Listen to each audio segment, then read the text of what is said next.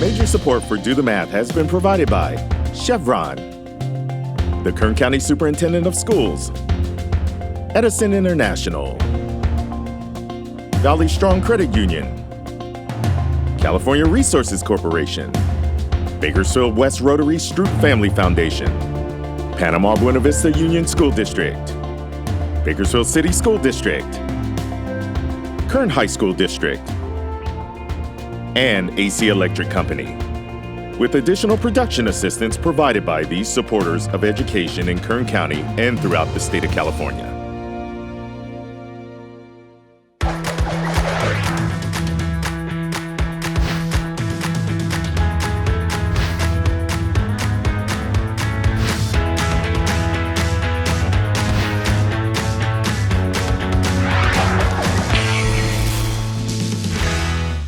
Everybody's favorite part of the show, math in the real world. Where do we use these numbers?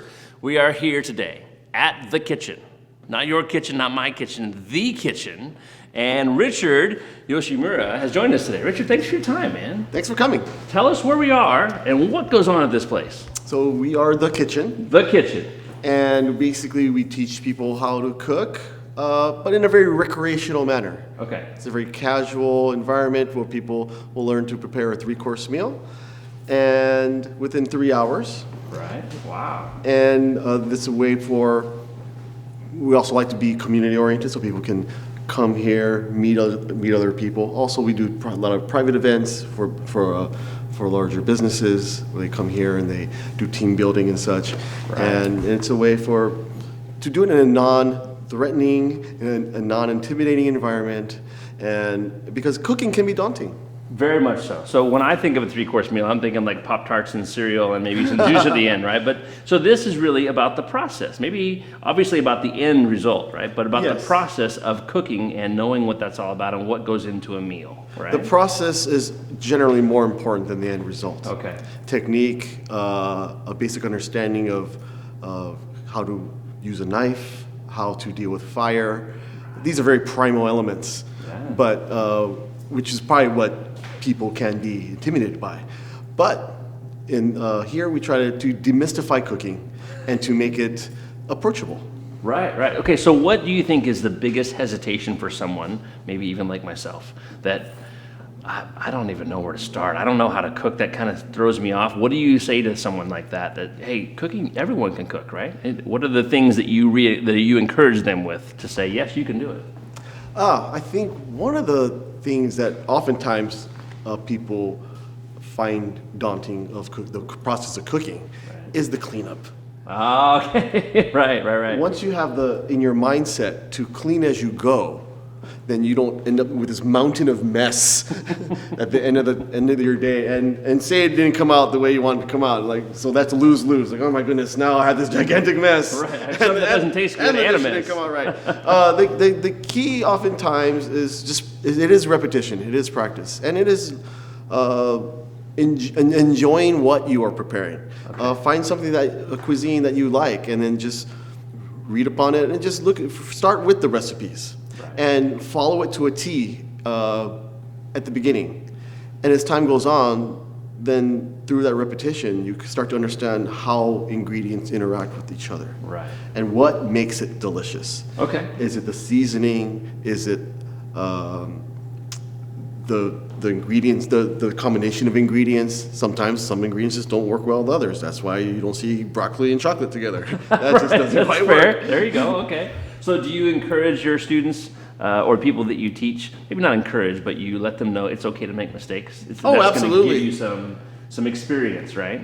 Failure is my best friend. I fail a lot. Okay. But through that failure comes experience, and through that experience, you'll yield a better result. Right. So and we say that to our math students at the same time. Yes. Right? We always let them know you don't have to be a perfectionist. You don't have to know all the stuff that we have going on here, because that's why we're here to learn. So how did you get involved in this? I mean, you obviously have a passion, I can tell, for cooking. How did you get involved in something like this where you're teaching others to cook? I think it's important in this day and age. We live now a much more fast-paced lifestyle. Things we get pulled away, and you don't have to cook every day at home, but at least to have some basic cooking skills it also helps to bring families together. It's also economical Right. and a lot more healthy. Because you then can control your sodium intake, your fat intake, your carb intake, and so Know you what's in your food, and as fast as we can get food nowadays, Mm-hmm. it certainly is convenient, but you don't always know what's in don't there. always know what's in there. Right. And so that's why I also like to explain something as simple as a salad dressing, as a vinaigrette. For my recipe, it only consists of 5 ingredients. If you look at a recipe, if you look at the ingredient label of a basic vinaigrette at the store, it's really long and fine print with a lot of unpronounceable ingredients. I think we can all pronounce oil, vinegar, shallot, Right. mustard. Right. And we salt, actually know pepper. what those things Oh, are. yes, too. and Yeah. basic pantry items. Yeah, good deal. All right, we want to learn a lot more, and maybe even more the math kicks in here. We know, oh, what an amazing place. I'm so excited to see how we can actually do some cooking here maybe and see what kind of tools are used here. That's right, we are back at the kitchen. Excited to know what kind of tools we use here, excited to know a little bit more about what happens here. So Richard, tell us a little bit about the tools. This is maybe the tool wall, right? What kind of Yes. things are you using here in your kitchen? I definitely use these measuring spoons. Aha, a little math if I had to guess. Yes, definitely these rolling pins. Some of it's decorative. This is a chocolate mold. Ah, there you go. I Okay. definitely use these peelers. And definitely have different tools over here. Absolutely, definitely need a stove in my oven Right. and my griddle. So we have all kinds of tools to make whatever we want. When a group comes in here, or even an individual comes in here for the first time, what is the first time that they see math? Because you know they're going to have to use some math. They're going to have to follow a recipe, right? They're going to have to use some measurements. What's maybe the first time that they see that when they walk in here? The first time they see math is actually with holding a knife. Okay, tell us about that. Let me show you. Yeah.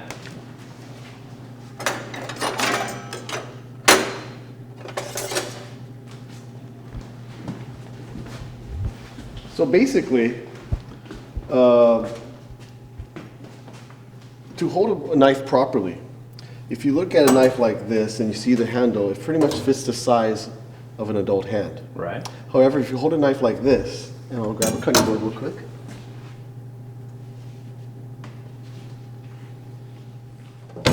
It's not stable. Right. Yeah. Some people put their index finger on the top, thinking if I point at my food, I'll be more precise. This is equally unstable. Okay. And so right there's a divot. Actually, your middle finger goes there. Your thumb goes there.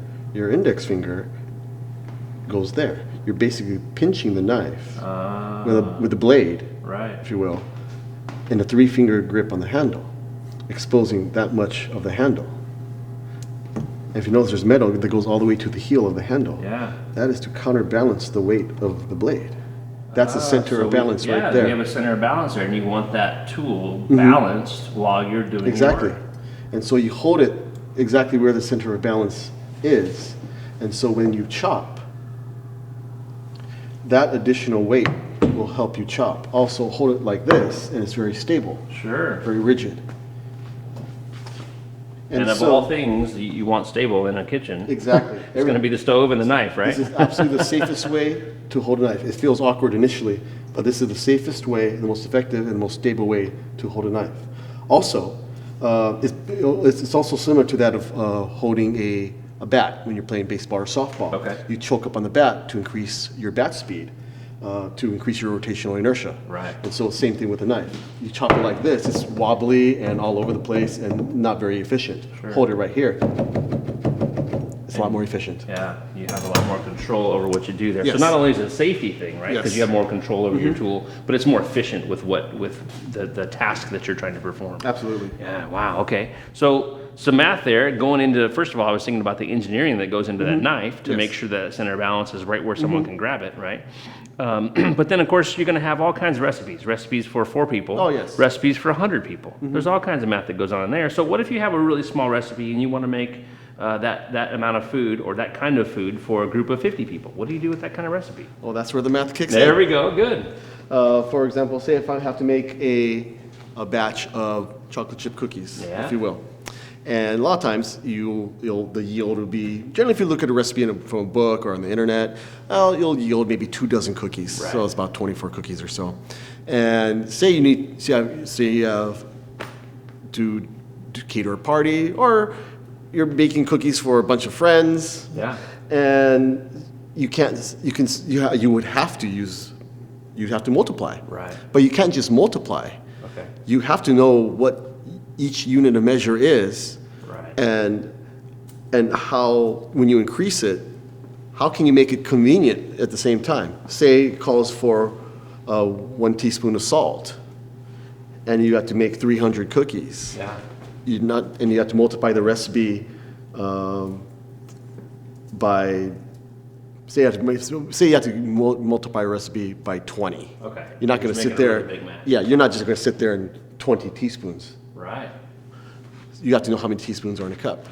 You have to know how many Sure. cups are in a quart, how many quarts are in a gallon. Yeah, and these are all measurements I know that I tell my math students, look, it's not my fault. I didn't make up all these numbers. I'm Yes. sorry you got to memorize them all. The metric system is a lot more convenient, but these are the numbers that we use here in the United States, and we have to know that there are certain amount of ounces in a cup and a certain amount of cups in a pint, and the ounces that we use in those measurements of liquid are different than the ounces we use for weight, right? It is different. The water is the only thing that's the constant in regards to converting from volume to weight. Okay.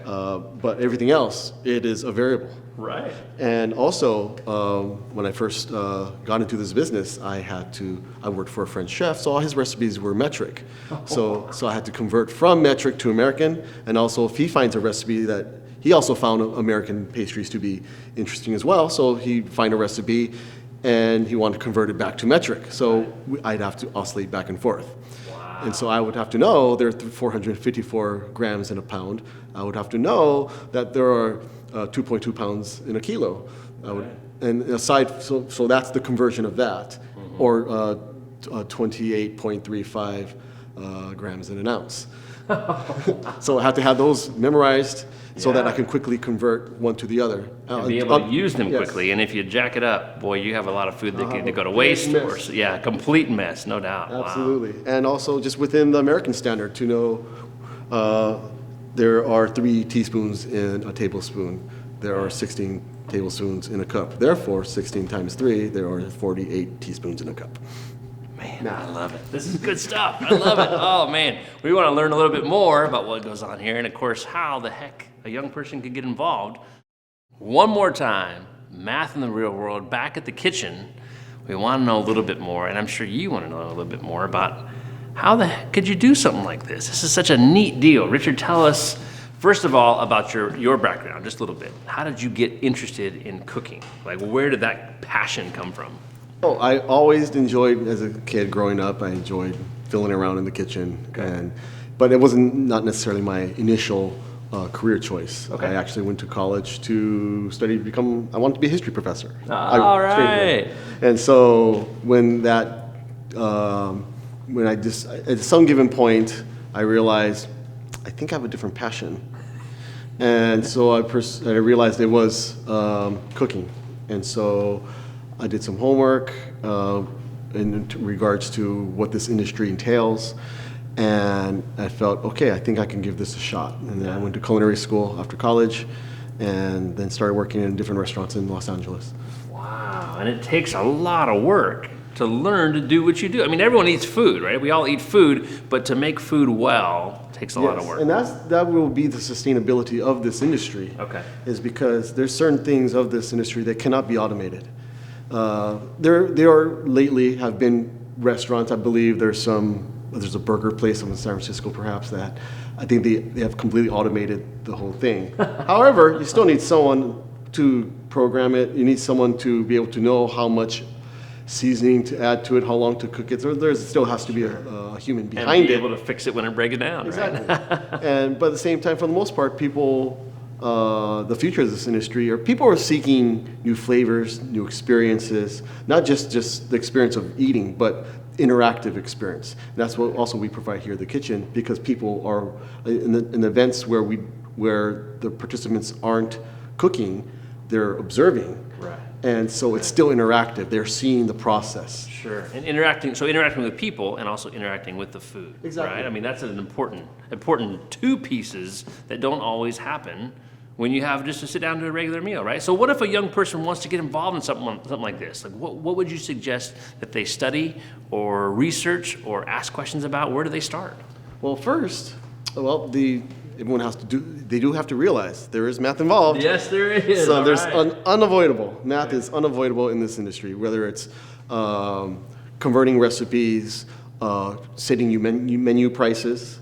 Math is essential because you have to know how much you purchased your ingredients for in order to mark up, so you'll be able to make a profit. Got to make money, otherwise it doesn't work. You can enjoy and love cooking all you want, but ultimately it is still a business. Right. So you have to know your profit margins. You have to know if I buy a piece of meat at $6.99 a pound, and then each portion is say 4 to 6 ounces, and I would have to know how much that portion costs, Right. and to mark up appropriately so that ultimately the guest will look at the price and go, okay, there's value there. Right. There's fair value between what I want to eat and the price of this menu item, and then from there you get whatever's the profit is what we're going to use to keep the lights on and we have my people paid and for me to pay my rent. There you go. And keep the food rolling in. Exactly. We are so grateful that you let us join you today because I know I learned a lot. I mean, I don't think about my food all the time, but I think I'll maybe take a little bit second look now at the food that I eat and maybe how it's prepared, maybe even do a little cooking on my own. We want to make sure we leave you with our Do the Math tile, so maybe somewhere in the kitchen this can go and remind everyone that comes in there's some math to be done when they get to the kitchen, right? Thanks so much for your time. Really appreciate that. Thank This you is very yours. much. Thank you.